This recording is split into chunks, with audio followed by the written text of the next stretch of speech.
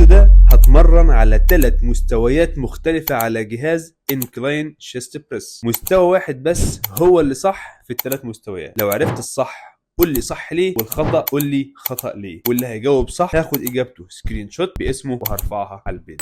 هلا بالحبايب، معانا الجهاز ده اسمه انكلاين شيست بريس. ده بيمرن الجزء العلوي من عضلات الصدر. خواجه لما اخترع الجهاز ده عمل تريكايه رايقه قوي. عمل الكرسي ده بيتحرك لفوق ولتحت. ليه عمله بيتحرك لفوق ولتحت؟ لان اطوال الناس مختلفه. يعني لو شخص طوله مثلا 190 سم، اكيد مستوى الكرسي اللي هيتمرن عليه هنا هيكون غير واحد طوله مثلا 170 سم او طوله 160 سم. ده هيبقى غير ده. فيديو النهارده انا مش جاي اشرح ازاي تتمرن على الجهاز ده. فيديو النهارده انا جاي هتمرن ب3 مستويات مختلفه، وانتوا كمتابعين انتوا اللي هتقولوا لي انهي زاويه هي اللي كانت صح، وكانت صح ليه.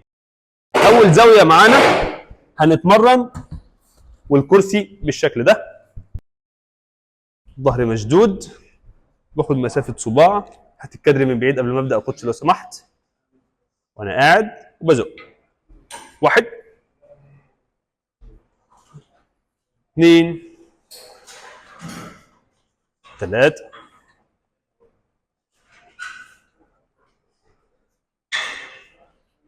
لو هتقول لي الزاويه دي صح بالنسبه لي او غلط بالنسبه لي اكتب السبب، صح ليه ولو غلط غلط ليه.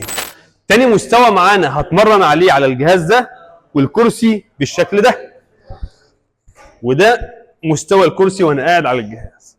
برضو ظهري مشدود، مركز واتمرن. مهم جدا يا ابطال، لو هتكتب صح لازم تكتب لي صح ليه، ولو هتكتب غلط برضو هتعرفني غلط ليه، وايه الخطأ اللي كان موجود في التمرين.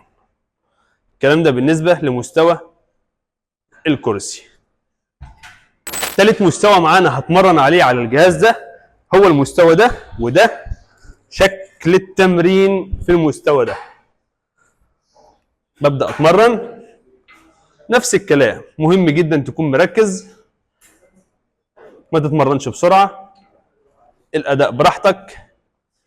ولو انت شايف ان الزاوية دي مناسبة ليا وهي اللي هتفعل عضلات الصدر العلوي عندي على أكمل وجه وهو ده الصح بالنسبة لي، قول لي صح ليه.